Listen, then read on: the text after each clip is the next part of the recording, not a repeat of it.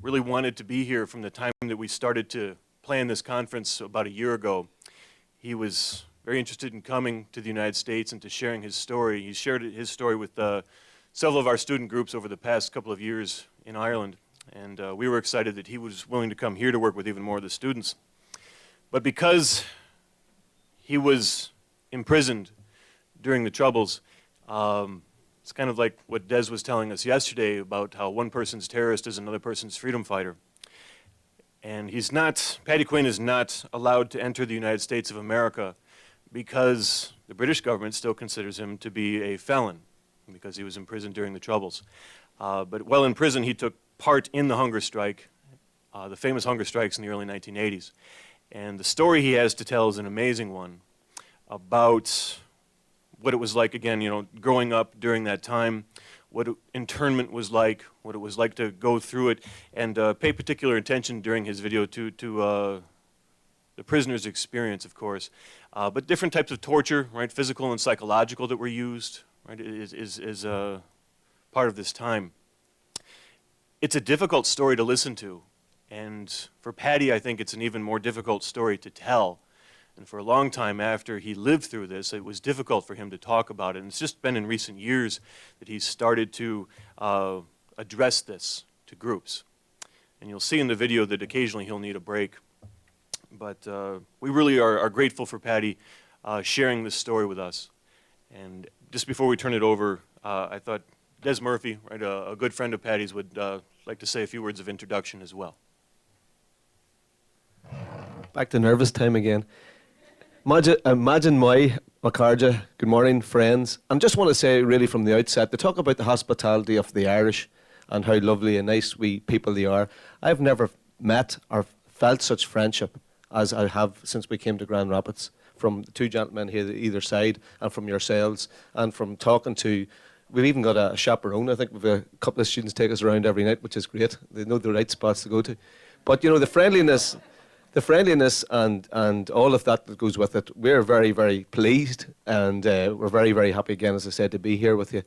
Paddy Quinn was just an ordinary guy like everybody else was, and he agreed to go on, he volunteered, as he is a volunteer, to go on hunger strike. And just a point that Conor made, which was very relevant, I suppose, but the British government looks on him as a felon to come in here. Yet and all, after the agreement happened, they released all the prisoners, including my brother Declan, as a POW, as a prisoner of war. So typical Brits. They still don't know what they're doing. But again, I was just through Roger coming over, and I was trying to rack around in my head who were going to talk to these people, the Yanks as we call you. I know it's maybe a bit of insult, and people call us Paddies, we get peed off at that too. I think the Brits called you as the Yanks. But who were going to get talking, and I thought to myself, because Paddy, when he got out of jail, it was incredible for us, because remembering, we're all friends, comrades and everything else, and we all knew exactly what he went through, and we also knew that he was the first to be taken off hunger strike. He didn't volunteer to be taken off hunger strike. The Catholic Church pressurised his mother to take him off hunger strike, and the guy that did it, I'm not going to start mentioning names and all, it's all in the past, but he was two ends of a bastard, that's what he was.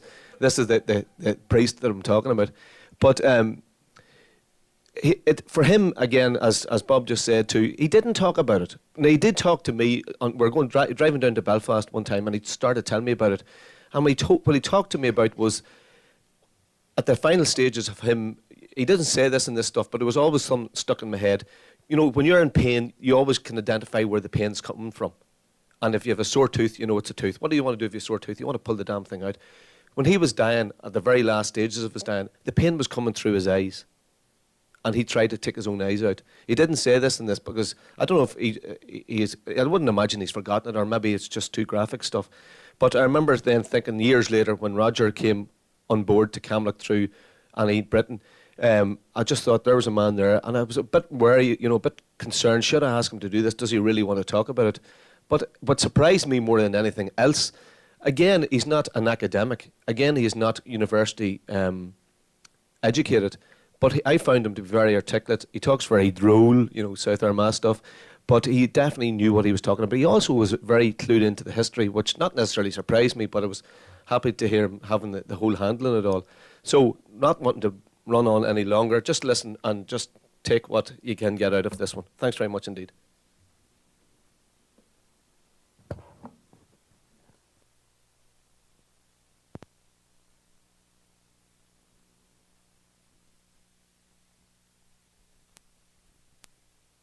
Rapids Community College. My name's Paddy Quinn. I'm here to speak to you about my experience during the Troubles, and particularly my experience of the hunger strike, which I took part in. I was born in the heart of South Armagh, in a little place outside a little village called Bleaks. I was born on a small farm, about 30 acres. My father died when he was aged 9. He was aged 46 in 1961, and my mother was left to rear 8 of us, so she had a particularly hard life. As I grew up, I never realised the type of system I was living under, or the type of regime I was living under. It wasn't until 1968 I was at St Coleman's College, and the riots broke out in Derry. I realised there was something wrong. And then it started happening in Belfast, and the pogroms in Belfast, when the Bombay Street was burnt out and there was Catholics shot by the B-men and policemen going about and carrying machine guns. I realised that this wasn't right and there was something seriously wrong. I myself didn't know that my mother's background, that her uncles was members of the old IRA. I never heard of the IRA until 1968, until the Troubles began. It was probably the best education I ever got. I remember in 1969, or maybe 1970, I was working for a local farmer up in very high ground. It was a very bright sunny day, and I could see the smoke rising out from Belfast, burning cars and burning buses. And I was thinking to myself, what sort of situation is these people living under, and how can they survive this? Then in the evening, when you go home and turn on the TV, you see all the images, and you started to get a closer affinity with these people. You began to realise that these people that are suffering in Belfast and the people in Derry, that these were your people, that you were part of them, and you were confused and you were wondering, what could you do to help them? And you felt totally helpless, where I was born and raised, where it was so quiet. I remember growing up, the RUC was somebody we were never associated with. They were somebody to be avoided or feared, and that's all I knew about them. But then, when the Troubles broke out, I realised, there was a lot more to this. When the civil rights started, one man, one vote, began to educate you more. Then you heard about gerrymandering, and you wonder what this word gerrymandering meant. And then people started explaining to you, where the unionists started drawing up the wards, drawing up different lines and changing them to get as many Catholics out of government, local government, and as many unionists in. Now, in 2007, a local newspaper, the Irish News, done a snapshot of council elections, Omagh council elections in 1937. The standing councillors before the election was 12 nationalists and 9 unionists. The unionists began their gerrymandering. They started redrawing the lines. They'd done this in local orange halls about the area. And of course the Stormont regime, which was a Protestant parliament for Protestant people basically, they sanctioned it. They redrew the lines. Election count was done. The new election count was done, and it ended up 12 unionists, 9 nationalists. This really meant that the unions had complete control of housing, the jobs connected to that, they're in control of everything. And the nationalists had absolutely no rights at all. So that was a snapshot under the regime that people lived up until the Troubles broke out in 1968. Internment came in 1971. That was one of the things. Another thing that started to educate me more and make me feel more angry. And as the time went on, I did feel more angry. Also, Billy Reid, the first IRA volunteer, was shot dead in Belfast around this time. And that made you think too, you know, what sort of a person was Billy Reid? You know, what sort of a person was he that he took up a gun? What situation did he live under that forced him to take up a gun and fight the British Army and eventually lost his life? 72 came, Bloody Sunday, and that really set the ball rolling then. It caused a lot of anger all throughout South Armagh. And basically, things went from bad to worse from then on. The troubles went on until about 1974. There was hundreds of people arrested. The hundreds of people, thousands of people went through the jails of the British regime until there's thousands of people interned without trial. Now, internment without trial was an embarrassment for the British government because after Bloody Sunday, the British government, the Stormont was dissolved and the British government took over. It was called direct rule. We were directly ruled from London.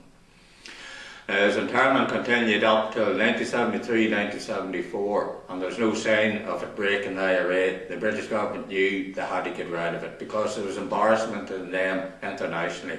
After all, they were supposed to be the mother of democracy, and internment didn't sit very well with this image.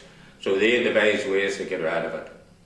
By the end of 1974, they came up with a plan, but first they had to have a ceasefire with the IRA. They achieved that in 1975. They got their ceasefire. They made promises, different promises to be more justice for Catholics and to be all vague promises. And they started with things like incident centres where people, local areas, could phone up a certain number and complain about Brit harassment, etc., etc. I can remember people getting this number and it was bandied around and anybody was encouraged to phone it up if the Brits stepped out of line anywhere. And but behind all this, the British government was busy building the H-blocks. They had no intention of giving the nationalists anything. They had no intention of giving in to the IRA or giving the nationalist people some kind of justice that would be acceptable. No, they wanted to break the IRA. So they began building the H-blocks. Along with building the H-blocks, during the ceasefire, sectarianism rose tenfold. Now, the basic reason for this, the British government had their agents within the loyalist death squads, and of course sectarianism rose tenfold, probably through their agents who encouraged it. The reason behind this was that they could betray internationally, but this was just a local war. This was a sectarian war between the nationalists and the unionists. And that's all it was. It had nothing to do with them. They were the referee. But they weren't the referee. When the British Army came into this country, or they weren't in it too long until the nationalist people realised they're only on for one side. They're only there to maintain the status quo. And basically, they were at war with the nationalist people from the moment they set foot in Northern Ireland. And the people began to realise this more and more. And of course, that's why the war escalated. So, sectarianism rose tenfold, but in South Armagh there was no loyalist gangs which they could, encourage. So they formed their own gang, made up of RUC men and UDR men. They probably had this gang going about 1974 because it is said that it's this same gang that took part in the Dublin bombings and the Monaghan bombings in 1974. In 1975, this gang again started bombing and shooting. They done a bar in Crossmaglen. They done Donnelly's bar where they killed 3 people. Actually, one of them was a Protestant. And then they done the rabies. I can remember the night that Donnelly's bar was bombed and shot up. I remember seeing the 2 cars coming from that direction. I was walking the road from between Carmlock and Blake's, and I seen 2 cars coming across the main road, coming down from Cross Midland Road to the Newton Hamlin Road, going up a bit and turning right. 2 cars going to speed. And I remember walking that night, it was a very bright night, and saying to myself, God, the Brits must have left. Because South Armagh was a hive of activity. A complete hive of activity. Every night there'd be spotter helicopters in the sky with a searchlight going about all areas. It never stopped. There was always patrols on the road. This night I was saying to myself, I hope I don't run into anyone. There's no chance of me running into anyone. There was none there. I remember how quiet it was, and I was looking about and I couldn't hear a helicopter anyway. And I was saying, that's very funny to myself. It was shortly after this, these thoughts had run through my head, that I seen the 2 cars. When I went home, I realised, and turned on the news, and heard about the bombing on the Silver Bridge in Donnelly's bar. I realised then why it was so quiet. The same thing happened in January, the beginning of January 1976, when the Reevy brothers were shot dead in the house. Again, there was no helicopters in the sky, there was no patrols, all had been withdrawn. And that can only lead to one conclusion, that this gang of UDR men and RUC weren't acting, they weren't rogue cops, it wasn't a rogue gang. This was sanctioned from the top, and they were getting clearance from the top, and all security was being withdrawn while they were carrying out their operations. So everything was set for the Brits to introduce the criminalisation policy. I remember at the end of 1975, the ceasefire was breaking down. UDR patrols were encroaching more into the South Armagh, into the area that I lived in. White Cross wasn't too far away, and they were there on a regular basis. And a local commander in the IRA decided that they would give them a bit of a shock. And they were blew up around White Cross, or in White Cross. I think it was only a small bomb, and there was only a couple of them injured. But I remember after that, Merlin Rees, who was then Secretary of State, came out with a very strong statement about the people of South Armagh. He named them bandits, and he says he named South Armagh as bandit country. Now this was a term that everybody laughed about and are even sort of proud of, but we didn't realise at the time that this was the beginning of the criminalisation policy. This was the first sign of it, but we hadn't a clue about this. Before that, we were always called Marxists, communists, or some other word that they thought would drive a wedge between us and the Catholic community. They used all these scare words, but all of a sudden the terminology changed. Now we're gangsters, we're godfathers, and words like that there, and bandits. Come after Christmas 1976, the British announced that they were taking away political status from the 1st of March. Anybody who's caught after the 1st of March would not have political status. Also, interrogations and beatings increased in Castlereagh and all interrogation centres throughout the north. The reason for this was the British government wanted the H blocks filled with younger prisoners. They wanted them filled as quick as possible. It is said that Kenneth Newman, the chief constable at that time, he was an Englishman, had bribed all interrogators, the CID and Special Branch, that there would be promotion the more convictions that they got. Also, we had the diplomat courts. That's where a judge, there was no jury trials, just a judge. And of course, we called it the conveyor belt system. All they needed was to get a confession in a place like Castlereagh. Then it went through the courts. It didn't matter what marks was on you or what beatings you got. You went through the courts, the judge rubber stamped it and gave you a sentence, and then you were shipped off to the H blocks. In June 24th of June, myself, Raymond McCreesh, who died in Hongerslake, and Don McGuinness were caught setting up an ambush in the RUC.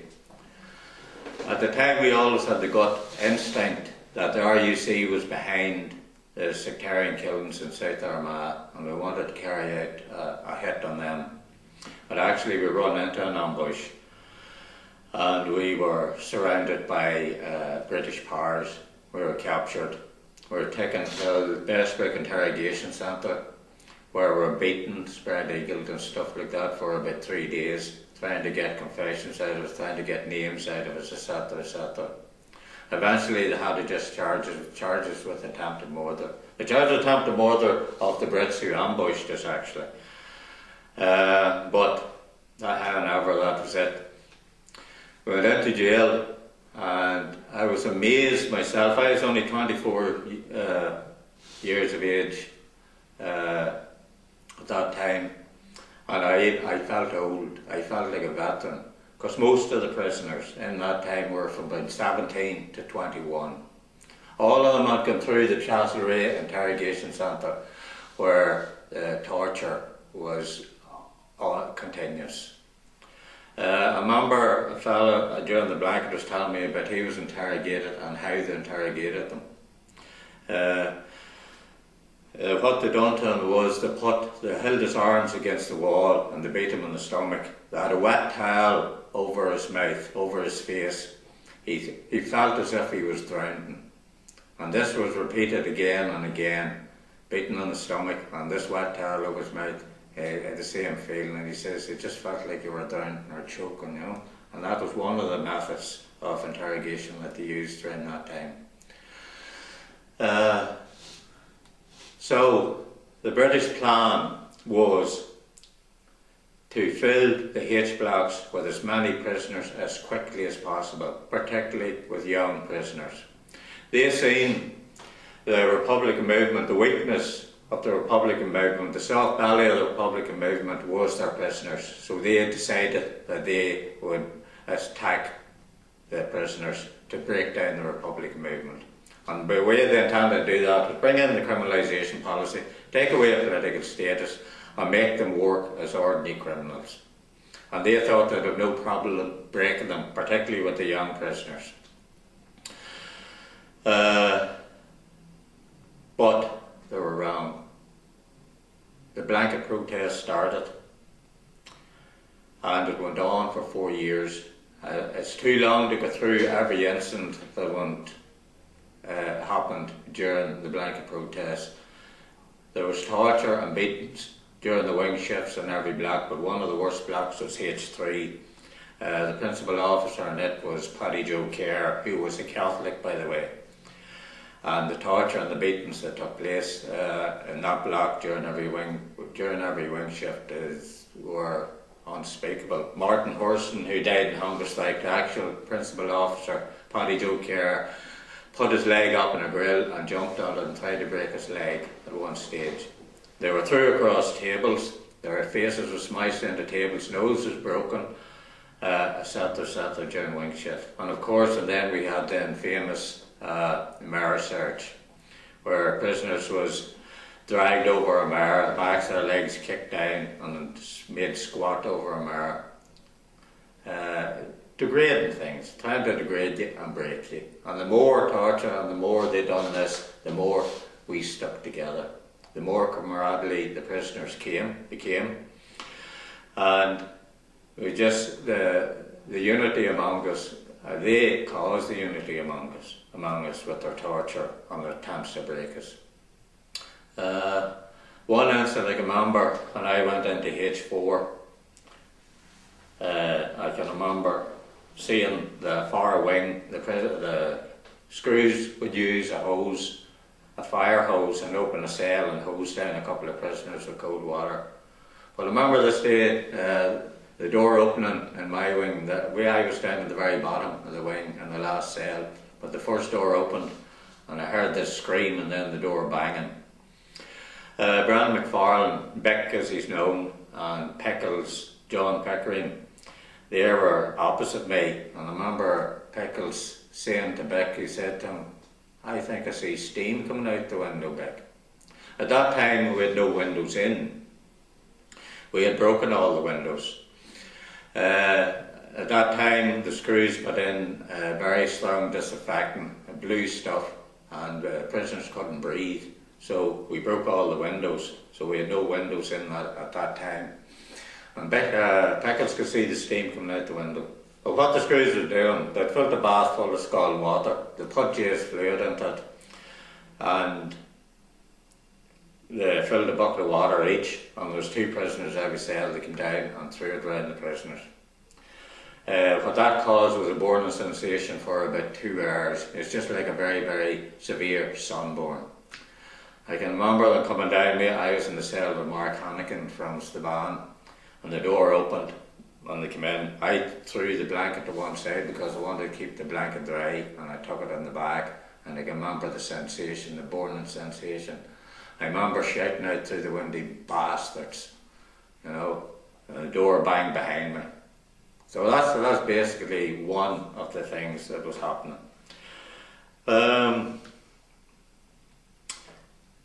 That same year, 1978, was one of the coldest winters. Coming up to Christmas, we had a severe snowfall, and of course we had no windows in. There was just the bars, the concrete bars, 4 concrete bars down in front of the window, and the screws would be, every time they got off duty in the evening, they'd be throwing snowballs in through the window. And you can remember waking up the next morning. To stay warm, we had 2 pipes running through the cell that were about 3 inches in diameter, but they were just lukewarm. And I can remember we used to put the blanket over them and the mattress alongside them, and put the blanket over them and get it on there to try and keep warm. But the snowballs the next morning that they threw in the evening before would still be sitting at the door of the cell, still frozen solid. And the water, we had a gallon of water, fresh water, which the screws threw in every morning. Every next morning overnight it would be frozen as well. It'd be just pure ice.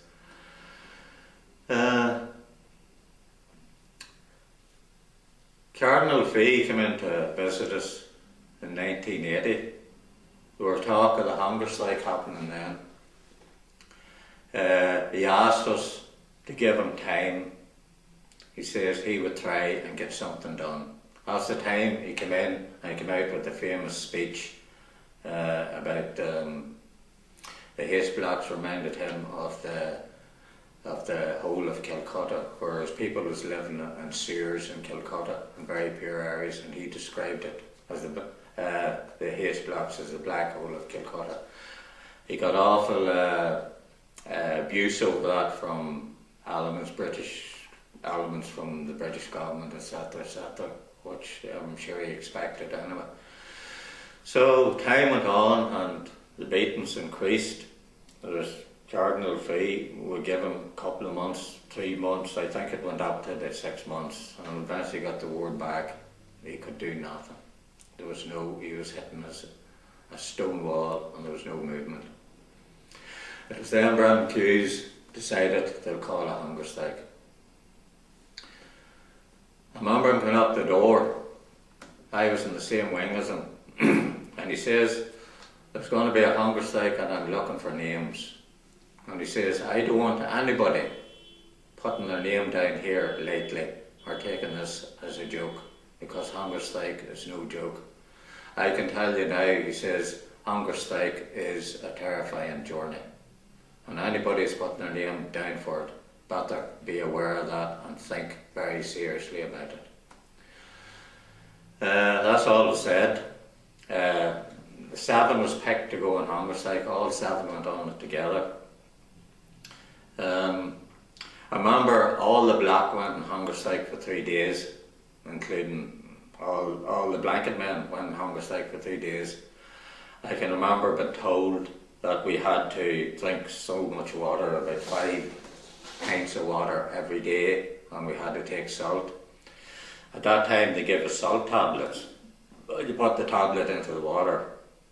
I remember about the third day of this tablet in the water, I was very sick.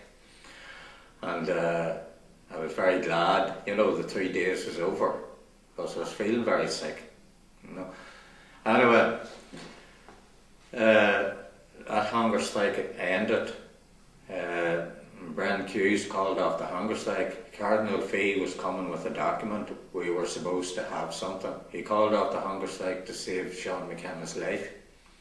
Sean had 52 or 53 days done in hunger strike, and he had only years to live. So Brendan called off the hunger strike to save his life. Cardinal Fee came with the document and the Brits started to renege on it straight away.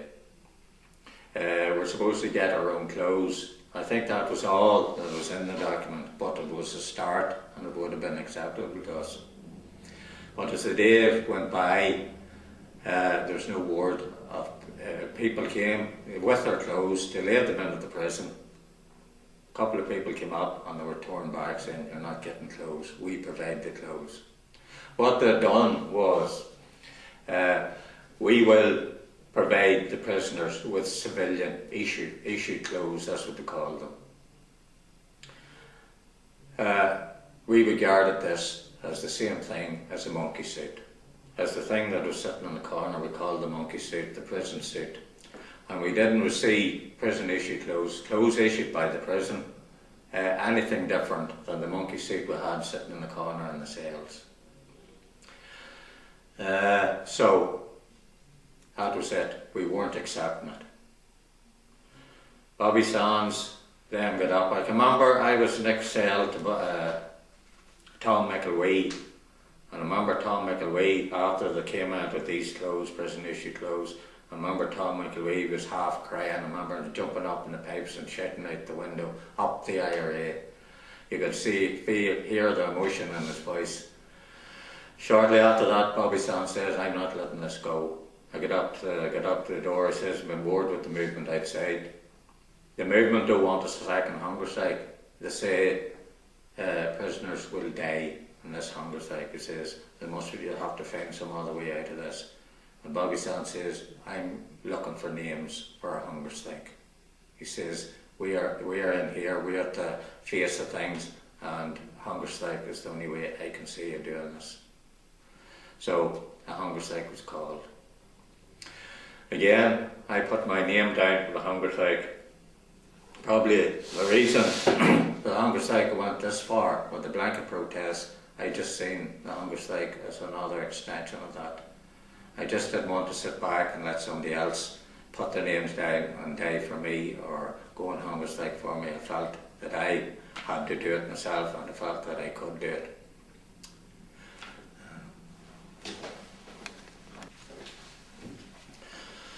This hunger strike was different from the first hunger strike. First hunger strike, all 7 volunteers went on hunger strike together. This time, Bobby Sands staggered the times that people went on hunger strike. Bobby went on hunger strike, then 2 weeks later, Frank Hughes joined the hunger strike. Then, I think a couple of weeks later, Raymond McCreesh and Patsy O'Hara joined the hunger strike. He also planned, when he died, who was going to replace him. Now, you remember Vic McFarlane talking about this, Bobby telling him this, and he says to Vic, he says, "When I die," he says, "you have to pick a person to replace me." And Vic starts shaking the head. No, he says, "You're not going to die." And Bobby says, "You better get your head round this." He says, "The possibility of me dying is very, very high." He says, "And you have to get your head round it." He says, "Because the person you pick to replace me could possibly die too.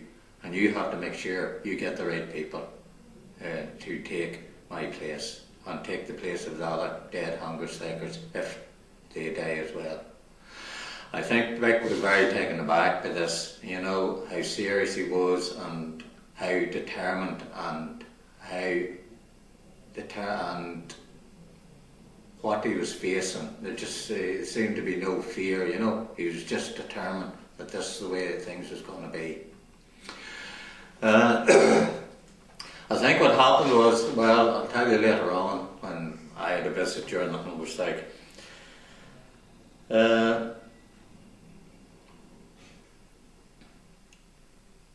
Bobby Sands died in hunger strike. It was seen to be a very long time in hunger strike. I think you know the story of it. At one stage, we thought we were going to save Bobby's life. We came up with a brilliant idea. We put him in for the Westminster election in Fermanagh, South Tyrone. Bobby was elected. He beat the Unionists and was elected a Member of Parliament, and we thought this was going to save his life. But that wasn't the way it happened. The Brits was prepared to let Bobby die, and they did. Then Frank died, then Raymond McCreesh and Patsy O'Hara. At this time, there was no blanket protests as such. We were still in the blankets, but we were allowed out for voices and stuff. I remember going out to the share. I remember being in the share and hearing the news. Somebody came up to me and says, "Ramey is dead." I can remember, and I was glad I was in the share because nobody could see my tears. Eventually I was called to go on hunger strike. I got time to go out and meet my mother and tell her that I was going on hunger strike, that I was going on hunger strike such and such a date. She didn't say very much about it. I think she probably, maybe in her own way, expected it. You know, but I can't remember that big a pile about the visit. I was just saying, "I just want your support in this." I says, "I'm determined to do this," etc., etc. So I went on hunger strike. The first 20 days I stayed in the wing, in the H blocks, in the wing. The governor, what it entailed was, in the morning they put in your breakfast. At dinner time they take your breakfast out and they put in your dinner. And evening time they would take the dinner out and put in your supper, and your supper stayed there till the following morning. The governor would come round every day and you'd make the same snide remarks, and to the other schools, you know, he says, "He'll not last too long, this one. You know, I think he's going to break," and different remarks like that there. The first thing I noticed on hunger strike was the sense of smell increased. It increased tenfold. You could smell everything. You could smell the bread, you could smell the cornflakes, etc. You could smell, of course, the dinners. And the dinners then seemed to be a hell of a lot better than the war when we were during the blanket protests. I don't remember being that cold. I remember drinking water then, but this time we hadn't got the salt tablets. And remind me of that, I know. So this went on for about 20 days. Of course, you'd feel yourself losing weight. They'd take you out and they'd weigh you every day. The doctor would see you. The governors came in every day. Some had always some remark to say. I was saying something about the dinner. They're lovely sausages there. I wonder why he doesn't eat one of them, you know. And this went on for about the 20 days. About the 20th day, 21st day, they took me up to the prison hospital. First person I seen was Joe McDonald. He was in a wheelchair. He said, I couldn't believe the change that was on him. And he looked very small, his head was hanging down and his eyes was moving all over the place. But his spirits was high. He shook hands with me and asked me how I was doing, etc., etc. Joe was the worst then. Kieran Doherty and Kevin Lynch. Kevin was out for about 1 or 2 days and then he was confined to the bed. Kieran Doherty was unable to go out to the canteen. After a while, Joe was unable to come out too. But I remember around that time, as Joe got worse, Screws kept saying to us, he says, "It's up to you now. You call off this hunger strike and save Joe's life." And we kept saying back to him, "It's not up to us, it's up to Maggie Thatcher to save Joe's life," you know. Also at that time there's a group formed for a Commission for Truth and Justice, I think it was called. This was formed by Charles Hawkey, the Taoiseach in the 26 counties. After that, the pressure was coming on Charles Hawkey to do something about getting this hunger strike ended and getting some settlement made. Of course, Charles Hawkey came up with this idea to send this group who would act on his behalf. Once he formed them and they got into the prison, Charles Hawkey was let off the hook. He just, like Pontius Pilate, he washed his hands of us. They came in and they were trying to persuade us. They seemed to think that they had some connection with the British government, or they had some say, or that they could negotiate a bit for us.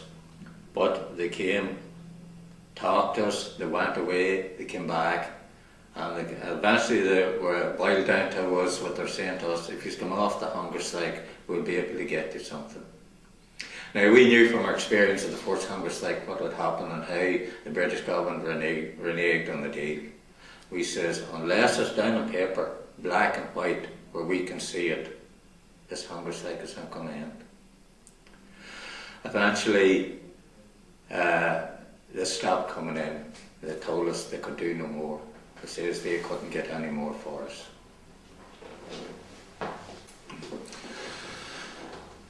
After that, we were still coming out to the canteen. Another person who was very bad at this stage was Martin Horston, and it wasn't too long until he was confined to the cell as well. Martin could never get over the sickness. A period of sickness came to everybody. I know it came to me after about 30 days. That's when the water you were drinking wouldn't stay down. You felt very sick, nauseated all the time. Your mouth was very dry. The tongue was swelled in your mouth and stuck to the roof of your mouth every morning you woke up. Another thing I remember about the sickness was the smell of the water. You could smell the water, and believe me, water isn't a very pleasant smell, I can tell you now. Anyway, Martin Horston never got over the sickness. He never got to a stage where the water would stay down. So Martin died after 46 days in a hunger strike. I can remember the night Joe McDonald died. I remember listening, you could hear Joe moaning. He was across the wing from me. And you could hear the moaning all night. I remember I was sort of half sleeping, half waking. I couldn't get to sleep right. And I was saying to myself, God, I wish this would stop, stop. Eventually it did. I says, thank God, Joe's a bit more peaceful now. About half an hour, maybe 20 minutes, I don't know what the time period was. I remember, I presume it was his wife Greta, giving this scream. And then I heard this crying, and I knew that Joe was dead. Then I remember the commotion as they removed Joe's remains from the prison hospital. It was a very short time after, maybe a week or so, Martin Horston, I started to hear the same from Martin. Martin was doing more shouting. I could hear Martin shouting, the lights is out, the lights is out. Somebody put the lights on. I could hear his brother was there with him, just about, he kept shouting, Martin, Martin, he all right, and Martin had just roamed away for a while and then started talking about the lights again. The lights was out. Again, everything went quiet, and I didn't hear any crying this time. All I heard was the commotion. About 20 minutes or half an hour, and Martin was removed from the cell.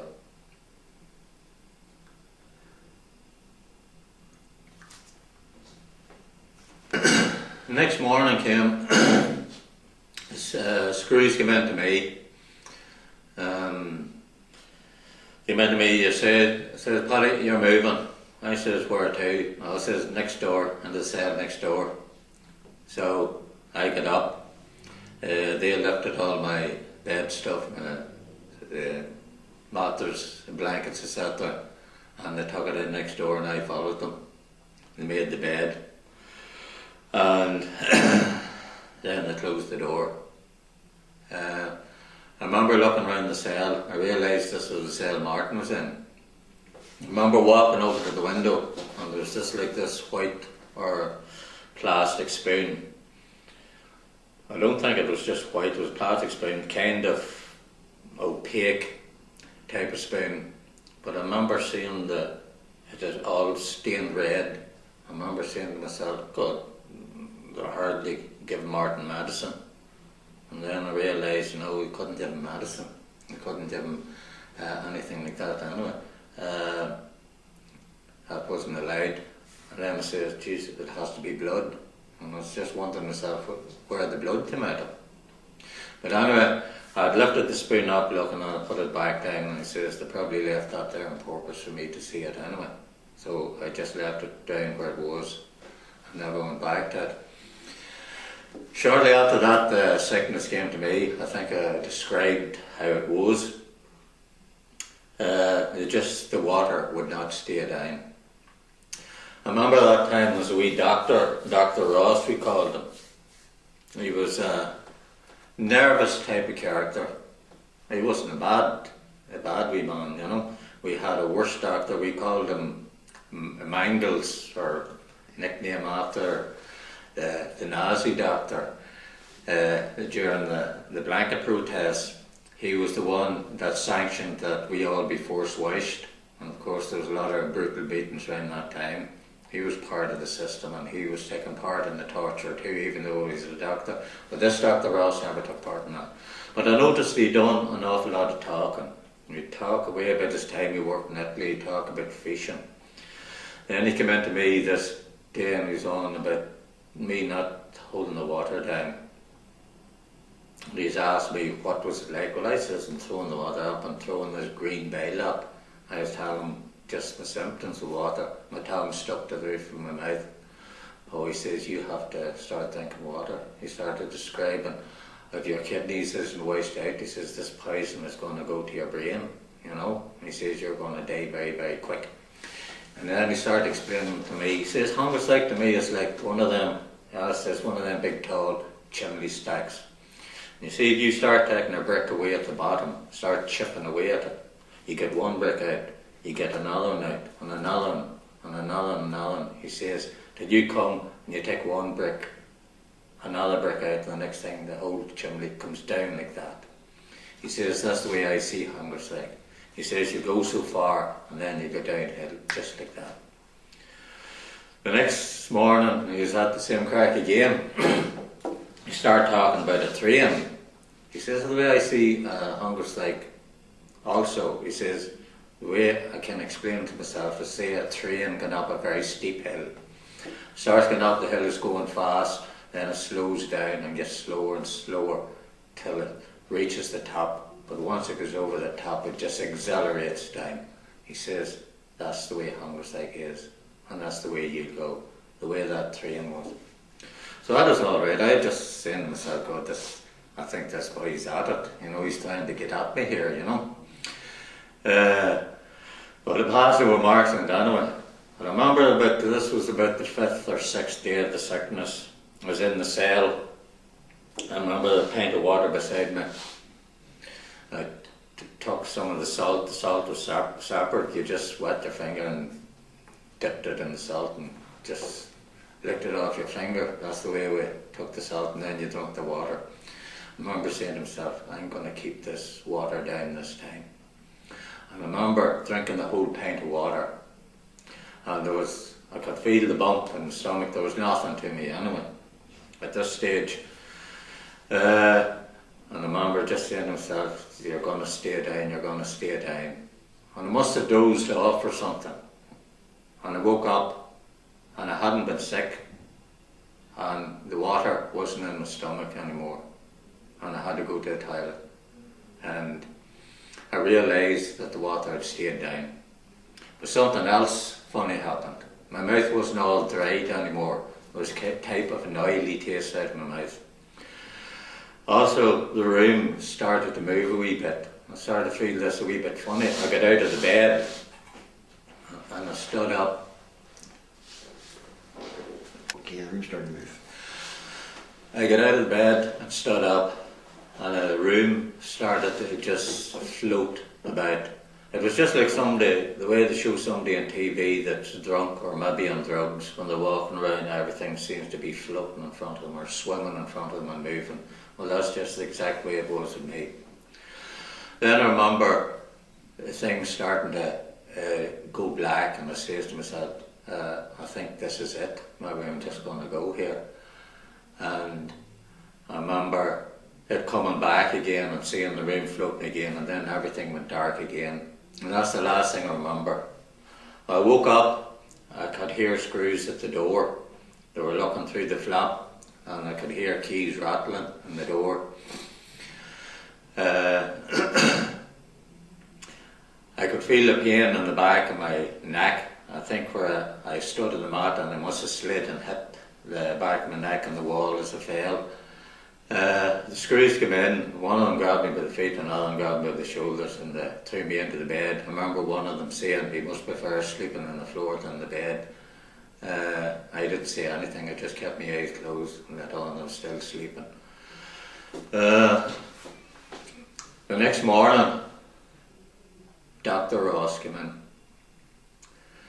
and he says, I hear you had a wee bit of a torn last night. I says, yeah, doctor, he says. I says, but I feel great now. I says, my mouth's not dried up and the sickness is gone. I says, I can drink the water. You tell me that I had to keep the water down, and now it's staying down. Oh, he says, that's not good news, he says. That's a further deterioration. I says, what do you mean? Well, he says, the train is now sitting on the top of the hill, just ready to go over down the other side. That was it, Dr. Ross. After that, I think the Republican movement was coming under pressure to end or do something to stop this hunger strike. Public movement outside's hands were tied. It was up to us to stop the hunger strike. We were the ones who was in charge of it. We're the ones who started it. And what Gerry Adams, fella Ruddy from INLA, maybe Owen Karen, maybe there's 3 or 4 coming in anyway. But this time I was in a wheelchair. I remember going to the table. Tom McElwee was there. Lorne McKeown was there. I think wee Pat McKeown was there. There was about 5 or 6 of us there anyway. I couldn't see Gerry Adams. I could see the outline of his beard, and I could see the whiteness of his teeth when he talked. You know, when he smiled. There was a bit of small talk beforehand. Then he started talking about. He says, I remember him clearly saying, he says, it's like this, lad. We want you to come off the hunger strike. He says, and I can tell you now, if one of you come off, or the whole lot of you come off, he says, nothing will be thought the less of you coming off this hunger strike. He says, we would rather you end this hunger strike today. Tom McElwee stood up. He says, well, I'll tell you what we'll do. We'll have a vote on it. So Tom got up and he says, Paddy, you're the worst here at the table. I know Kieran and Kevin, I'll get down to them after. They're in the bed. Confined to the bed, he says, but you are the worst here, so I asked you, what is your decision? Do you want this hunger strike to end? I remember saying no. I remember my head, I could hardly keep my head up, but the meeting had gone on for about 15 minutes at this stage. And I decided I wanted to go back to cell. I just said no. I remember going round the rest. But I remember him going back to the cell in the wheelchair. They wheeled me back to it, and I remember a feeling of, I could not describe it, a feeling of great elation, peaceful and contentment. I can't really put the feeling I had, you know, feelings that I felt then going back to that cell. Whether it was because it was as if I crossed a bridge or something. All the fear and all the pressure and all the torture of the hunger strike had gone. And actually, I just said to myself, I'm looking forward to dying now. And that's about the only way I can describe that feeling. Shortly after that, so it deteriorated very rapidly.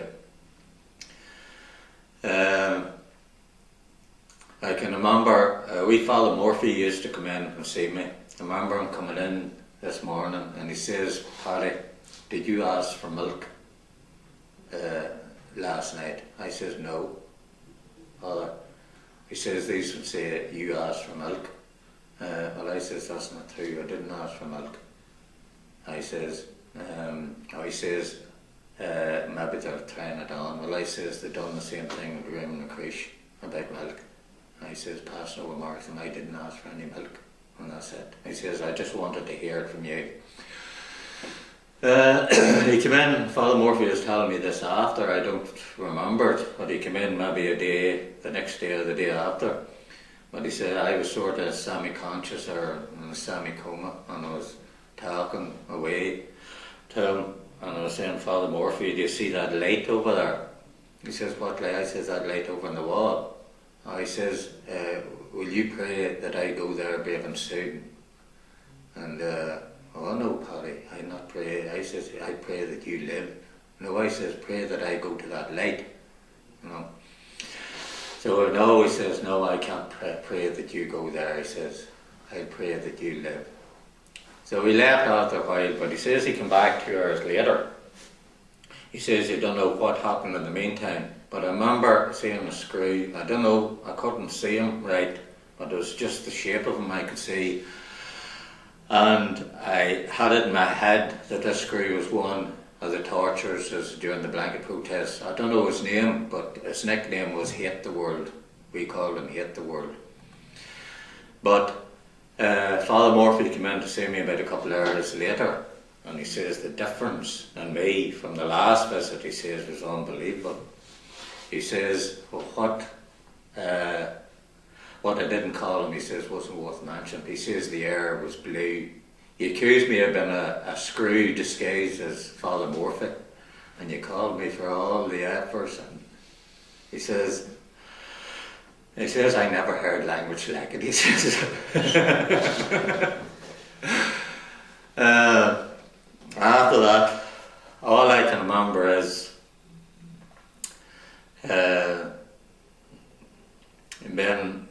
I was in a coma then. I probably went into convulsions or something, I can't remember, or deventilating or some word like that there. I heard all this after. It says it took about 6 screws to hold me down. Father Murphy was telling me, he says all there was a bag of bones, yeah, it took 6 of them to hold you down. There was one MO there called Paul Lennon. He was a trained nurse. He was the only decent one among them, among the MOs that was in charge of the prison hospital. The rest of them were stealing their cigarettes and doing different things, you know, petty things. But he was there. But what was happening was, there was no flesh, nothing left of me. I was taking in too much oxygen. The blood was going through my body and into my brain far too fast. My heart was beating. They says they couldn't monitor the heart. The heart was beating over 4 or 5 times its normal rate, and the blood was rushing into the back of the brain and eroding the brain. I can remember the pain all right. I can remember it was like somebody scraping the back of your brain with a wire brush. And then I can remember seeing a slow motion, like a brown paper bag coming down over my mouth. At this time I was hallucinating at the same time. I began thinking that I had killed some screws and their wives was out to kill me. And when this brown bag went over me, I felt I could hear this choking, maybe trying to breathe. But what the trained nurse Paul Land was doing, he was cutting the oxygen off. He was putting a brown bag over my mouth for so long to cut the oxygen off, to slow down the heart rate, to stop it. And this kept going on and repeating itself. At that time they brought my mother in. At this time on the hunger strike they had changed the rules a bit. They said that people, once a prisoner went into a coma wasn't unable to speak for himself or do anything for himself or reason for himself, a close relative could sign a form to get him treated. So they brought my mother within the earshot of what was happening in the cell. I think once convulsions and Sata was going on, I think the roars and the screams, there was an awful racket anyway. Big Lorna McCune, I remember him talking about it, or maybe it was in the book that him and Brian Campbell wrote, or Mickley said at the time. Somebody asked him what was that noise. Well, he says it was just like a low moan, and it just got louder and louder and louder. And he just says that's Paddy dying. Anyway, they brought my mother within earshot, and I think she stuck this for so long. They told her in a couple of hours he's going to be dead unless you do something. So she signed the document for me to be treated. I can remember getting the booster injections. I remember feeling the pain and then feeling this sensation just coming all over me. I was still hallucinating. I was taken out till, I think it was the Royal Intensive Care. I can remember getting these injections. I can remember seeing these people coming around the corner with guns and shooting at me. All the time I was there, I was hallucinating. Eventually after there, maybe I don't know how long I was there, maybe a couple of days, the hallucinations stopped. I was blind, I could only see outlines. I remember seeing this nurse coming over to me. I could just see the outline of her. I remember saying to her, I could see the teeth when she smiled, the white teeth, and I said to her, you have lovely teeth. I could hear her laughing. But that's basically all I remember about the intensive care. Shortly after that, they shifted me to Musgrave. It was sort of a military hospital there, where you'd be kept under guard.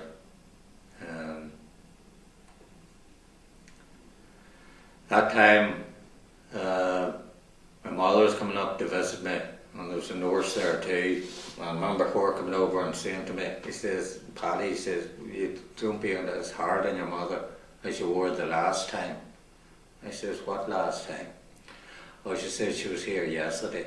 He says, you were very hard on her for signing the document, you know, taking you off the hunger strike. I says, no, I'll not say anything today, you know. The only other thing about that, I stayed at Musgrave so long, and then I was come back to the H blocks. That part was very hard because the hunger strike was still on.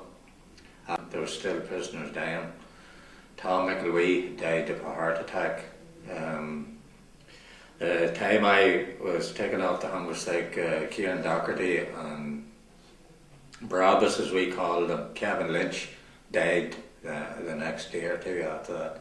Tom McElwee died, then Mickey Devine, and then the hunger strike came to an end.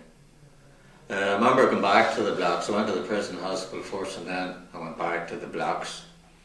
I remember that was very hard, getting into the block and just had me home and the door slammed behind me. But I have to say the lads was great in the block. I think that's it. Thanks very much, Paddy. You just keep that rolling there, Marty. There was a host of questions that Roger Schlosser provided from the students from Community College, Grand Rapids Community College. Now, in your account of your experience, you've covered all those questions, except one which you reminded us of. Was the question was, can you tell us about a typical day prior to the hunger strike? Question. I have to ask about Dr. Wilson. Well, a typical day was, if it wasn't a wing shift, of course, was you get up in the morning was put, the door opened and the breakfast, 2 plates was put in for you and your comrade in the cell with you. After that you took the breakfast, you'd get up and you walked up and down the cell, possibly for an hour. Every day you walked, and that's all you done. you never got out of that cell. The only time you got out of the cell was on Sunday to go to Mass in the canteen. You never got out of the block, you never got out of the yard for exercise. And all you had in the cell was a Bible to read. Sometimes somebody would be out on a visit and they would touch. They called touching would be getting an ounce of tobacco in. If it was the day of your visit, you went out, you put the prison suit on, it was in the cell, or either it was up in the big cell where they'd done the mayor search, you put it on there. All the prison suits that was there had the arse of them ripped open. So we went out on a visit. If somebody had, say, an ounce of tobacco for you, it would have been wrapped up and stretched and sealed. And when you went out, to make sure that your back end was well lubricated with the margarine they give you for your bread, and you hoped to smuggle this in and start it up your back passage and get it back. That's the only way you could smuggle things in. Everything was smuggled in that way. Pens, papers, even wee radios, crystal radios. There were just wee radios in a small medicine box. They called them a crystal radio, and there's two wee ear, a wee speaker on the wire, or not a speaker, a wee thing you stuck in your ear to listen to it. After, like I said, that's what you done during the day was walk. After dinner time was something similar. The dinner was put in. You walked again, evening. When the screws went off, you got your supper in the evening, and then the screws went off duty, and the night screws, the night shift came in. As then we would have started, maybe one night you'd have a concert, you get somebody to do MC, and you'd call each individual up to do a song, or something like that there, or do a poem. Sometime you got people who could do a book. Bobby Sands was brilliant at doing books. How you remembered them, I don't know, he had a great memory. I remember him doing a couple of books. He done Spartacus was one of the books he done. Another one was Trinity he done. And there was another one, I just can't recall the name of it now. But he was brilliant at doing books. You got other people doing books as well. Also we had Irish classes.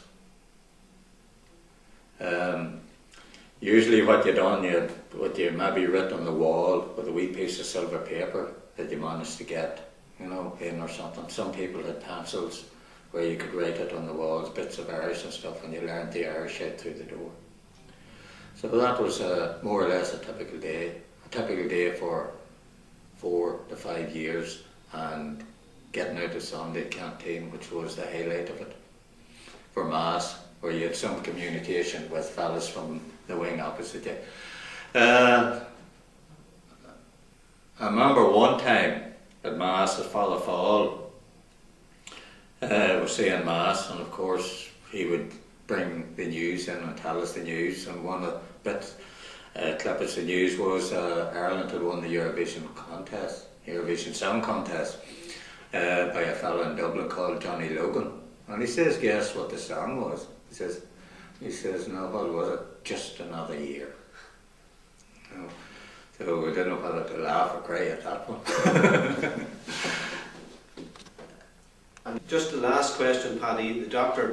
Ross, who attended all the hunger strikers during the hunger strike, could you just tell us what actually happened to him? Yeah, Dr. Ross, and there's something else I forgot as well. I forgot to explain the spoon I found on the window. But firstly, Dr. Ross was a very nervous wee man. You got that impression from, and about a couple of years after the hunger strike, he committed suicide. Probably, maybe should have realised, he talks so much, he talked about fish and all the talking, he just never stopped talking, he just seemed to have to talk. And when the news came to hear about him committing suicide, it didn't come as any great shock, I don't believe that a doctor should have been in that situation or put in that situation with dying hunger strikers, and I'd say it had a major toll on him. The other thing that I mentioned was after I came out of the coma, out of intensive care, Paul Lennon, I was talking to him, and he was telling me again what Father Murphy told me about screws holding me down. He says, we had to hold you down, he says. It took about 6 of us to hold you down. He says, you were trying to pull your eyes out. And he says, if you had got away from us, you would have pulled your eyes out.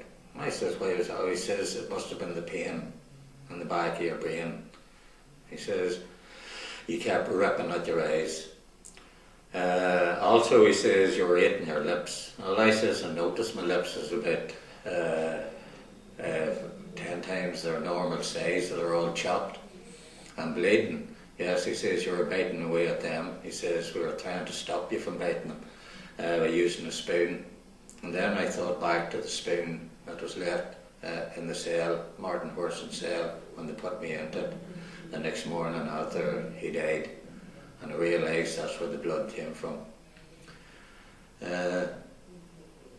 He said the only other thing was everything was blocked down below, and he says you also were trying to grab your lunchbox and you were trying to pull it off as well. It must have been the pain down there as well. It must have been all blocked up, he says.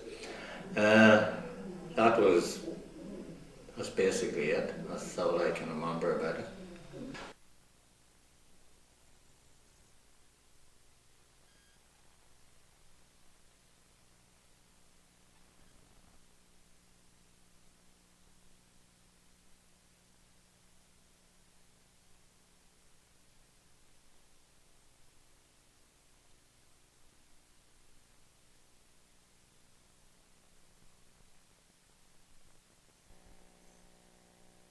And it's certainly an amazing story that always affects me on multiple levels. What went on in the hunger strikes had great significance. It was not a nonviolent protest, right? It was not violent to others, but it was, the hunger strike is a type of violence against the self. And it did have enormous consequences, right? It is, he mentioned, right, with the election of Bobby Sands, the hunger striking experience there would catapult Sinn Féin into a much more prominent voice in the political dynamic in terms of what was going on in the North. And with the larger political voice for Sinn Féin that largely emerged because of the hunger strike, the nature of the Troubles and the peace process would be changed, right, for the duration. And it's always been different because of what went on in the H blocks and in other prisons with sympathy strikes and things like that. And again, I'm very grateful that we had Paddy's account of what that is like for human beings going through that experience. And it's an interesting thing to ponder how much that can affect other people's and their perspective on the crisis. So once again, thank you, Paddy Quinn.